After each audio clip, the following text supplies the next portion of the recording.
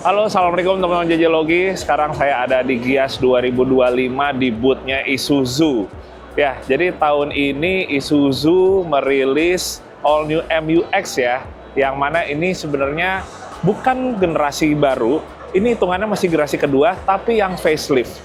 Jadi setelah di Indonesia yang generasi ini muncul tahun 2021 kalau salah, di 2025 ini akhirnya muncul yang new facelift-nya ya, yang mana tampilannya sedikit berbeda di bagian grillnya, tapi yang lebih berbedanya lagi di bagian sampingnya sini, bagian bempernya. Ini yang bikin kelihatan lebih kayak sporty gitu ya, ada air fan-nya gitu, udah kayak mobil balap, tapi ya sebenarnya lebih ke aksen aja sih ya, untuk pemanis, untuk bikin lebih sporty lagi.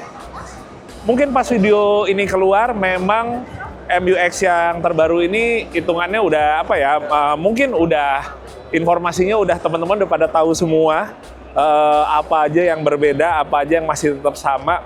Tapi overall teman-teman, kalau mau ngomongin MU-X-nya itu sendiri ya sebenarnya ya, saya sebenarnya ngelihat MU-X masih punya satu value, satu nilai yang mana dia itu boleh dibilang lebih dibandingkan sebuah Pajero Sport atau Fortuner atau Terra. Di manakah itu? Jadi, seperti kalau kayak sebelumnya saya review sebuah Isuzu MU-X, mobil ini adalah SUV leather frame ya. Dalam hal ini, yang ini 4x4 adalah salah satu yang paling bikin peace of mind. Secara apa? Salah satunya secara memang Isuzu itu menggunakan mesin diesel yang benar-benar badak, yang benar-benar tangguh, yang bikin kita tenang untuk menggunakannya. Tapi memang kalau di Indonesia ini, Isuzu MU-X itu hitungannya masih jadi anak tiri. Dan itu juga jadi satu hal yang mungkin teman-teman juga tahu. Anak tiri secara kalau di Astra itu dibandingkan dengan Toyota, Toyota benar-benar dikasih kemewahan, dikasih fasilitas, dikasih kursi yang enak ya istilahnya, dikasih kayak banyak-banyak kemudahan dan kemewahan dibandingkan saudaranya yaitu Isuzu. Nah, tapi sebenarnya nggak cuma itu aja yang disayangkan ya menurut saya. Di luar dari spek yang dimasukin arahnya lebih buat yang fleet. Ini dari dulu kan kalau yang 4x4 selalu matic, dari dulu manual. Tapi untuk yang sekarang ya alhamdulillah setidaknya matic ya teman-teman ya. Ini menjadi satu improvement. Tapi sisanya di luar itu kalau kita ngomong mobil ini secara parts-nya dibandingkan kayak saudara kayak Toyota, masih banyak yang mesti kayak nunggu dulu, selain harganya yang kalau nggak salah tuh juga hitungannya kayak lebih mahal ya dibandingkan Toyota untuk parts-nya, terus ditambah mesti nunggu dulu, dan itu berlaku untuk MU-X dan D-Max. Padahal kalau misalnya mungkin udah di localize gitu ya, pastinya kita untuk menggunakan Isuzu bisa jauh lebih enak lagi karena kita tahu perawatannya nggak cuma mudah dan murah, tapi cepat untuk bisa didapatnya, terutama untuk spare parts-nya. Nah, sementara teman-teman, sebelum kita ngelihat lebih dekat lagi ya untuk spesifikasinya, saya pengen ngomongin juga MU-X ini terkait dengan kejuaraan ACR atau Asia Cross Country Rally, di mana kejuaraan itu benar-benar ngebuka mata saya ke Isuzu ya. Ternyata lebih dari itu, ternyata memang oke, wah, dan boleh dibilang apa ya, kayak wajar ya kalau Isuzu itu sebenarnya dari dulu itu suka dibilang raja diesel, sebenarnya sampai sekarang masih rajanya diesel.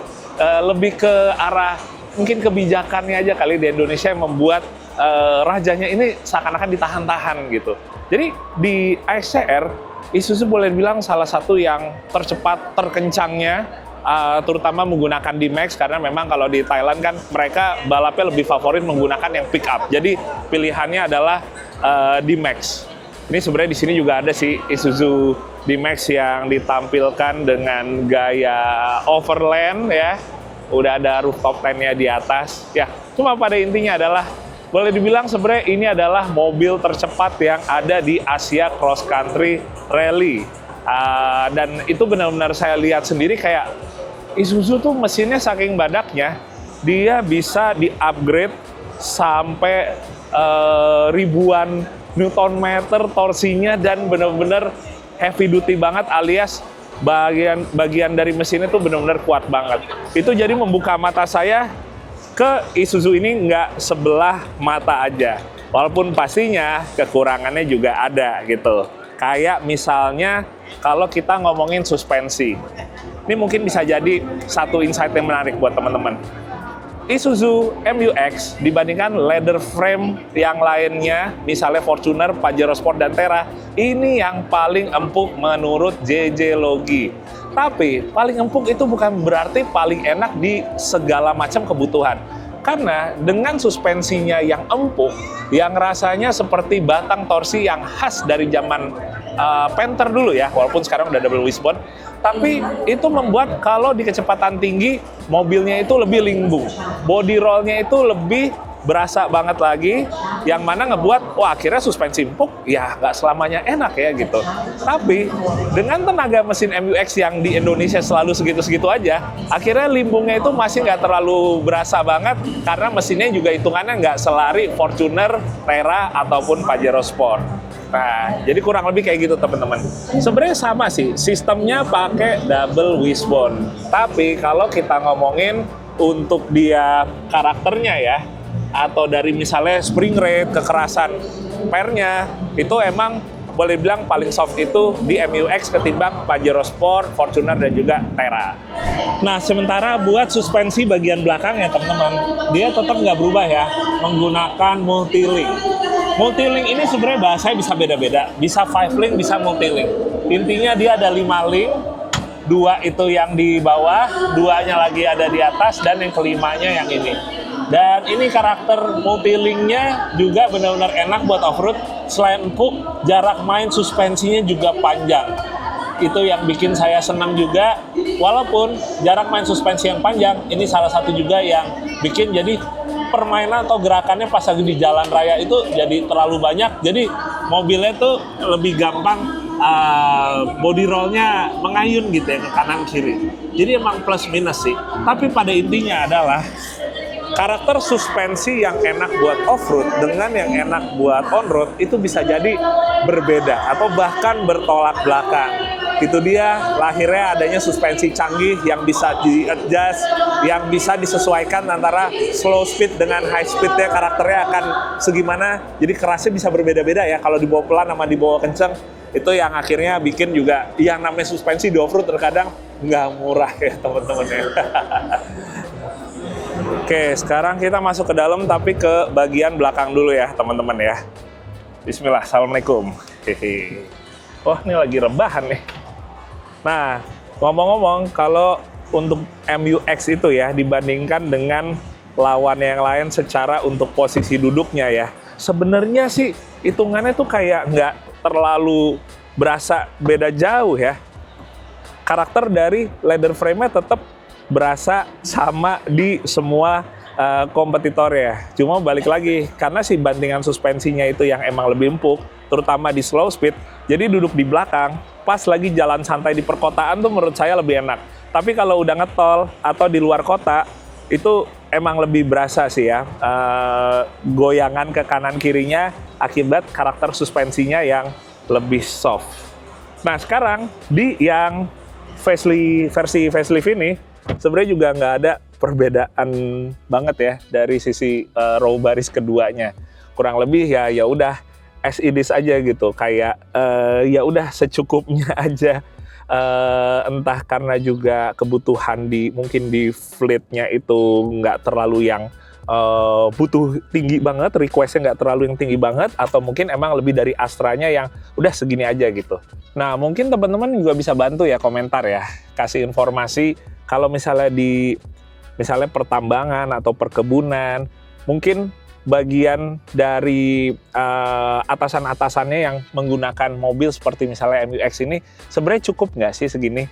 Dan memang butuhnya sekarang itu udah pasti matic, atau masih banyak juga perusahaan yang membutuhkannya yang manualnya aja gitu. Mungkin bisa ikut bantu saya kasih informasi di kolom komentar. Yang pasti kurang lebih ya gitu sih untuk di baris keduanya.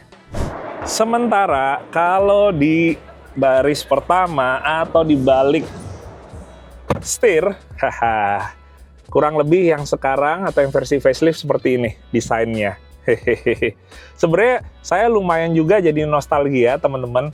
Jadi kakek saya sempat 3 kali punya Panther. Saya lupa apa aja persisnya Panthernya, cuma selalu bilang mobil yang benar-benar bikin hati tenang. Jadi begitu saya waktu 4 bulan harian pakai MUX, kalau nggak salah tahun 2019 atau 20 gitu ya, ngerasain bener ya yang maksud kakek saya tuh seperti gimana gitu. Hehehe. Nah, sekarang kalau ngomongin di yang facelift ini hampir sama dengan yang sebelumnya, teman-teman. Jadi generasi kedua sebelum yang facelift tuh emang udah dikasihnya Matic, kalau saya nih 6 speed ya. Terus juga ini ya emang banyak bagian yang tombolnya dummy ya. Seperti sebelumnya juga emang udah segini sih kelengkapan yang ada.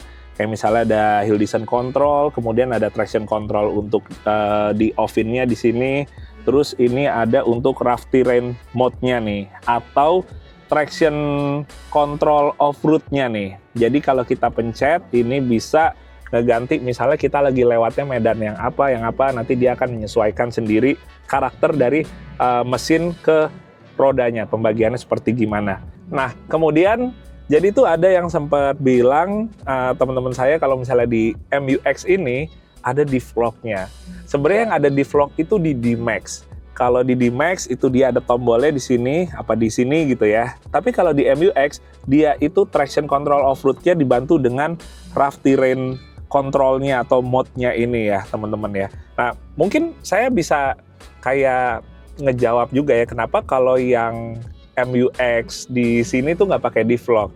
Mungkin karena penggunaannya lebih nggak seberat di Max yang benar-benar dipakai oleh frontliner gitu ya untuk ke jalur yang lebih berat. Tapi kalau misalnya MUX ini mungkin lebih semi mewah dengan penggunaannya yang jalur-jalurnya tuh lebih ya mungkin tanah juga tapi yang lebih rata gitu.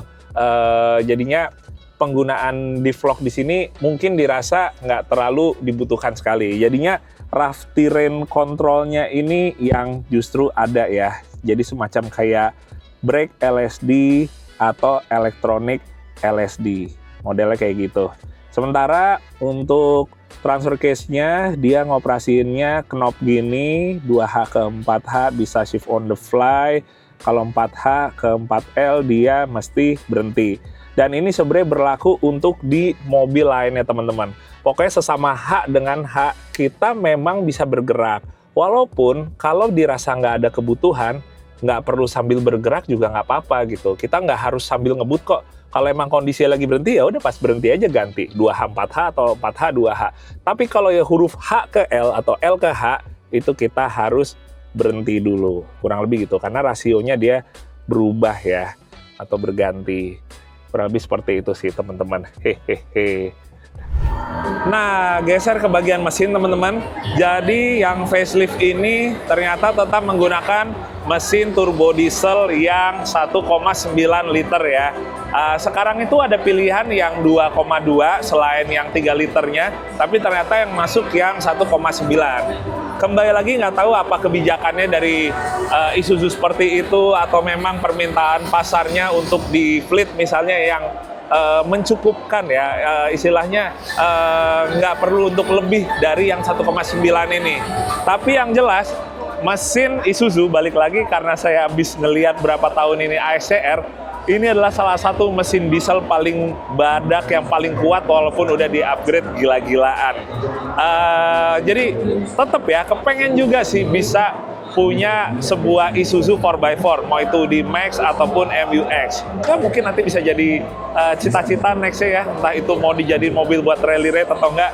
Tapi ini benar-benar sebuah mesin badak yang boleh dibilang sangat berbicara setidaknya dari apa yang saya lihat di kompetisi di negara Thailand. Ya oke teman-teman, mungkin sekian dulu untuk kita sedikit review singkat ya. Ini jujur sambil jatuhnya mendadak juga. Ini udah hari kesekian Gias dan nggak tahu mungkin video ini juga keluarnya udah setelah Gias. Tapi balik lagi ya saya doain juga mungkin semoga Isuzu ke depan di Indonesia lebih membuka mata atau lebih bisa mendapatkan lampu hijau untuk lebih atau memperbanyak varian dari kendaraan 4x4-nya ya. Jadi di saat itu terjadi, kita tahu pasti warna dari dunia SUV atau double cabin di Indonesia pastinya akan lebih meriah dan menarik lagi. Oke, paling sekian dulu teman-teman dari saya. Didoain pada sehat keluarga ya. Terima kasih yang udah nonton video ini dan sampai ketemu di video yang berikutnya. Dadah, assalamualaikum.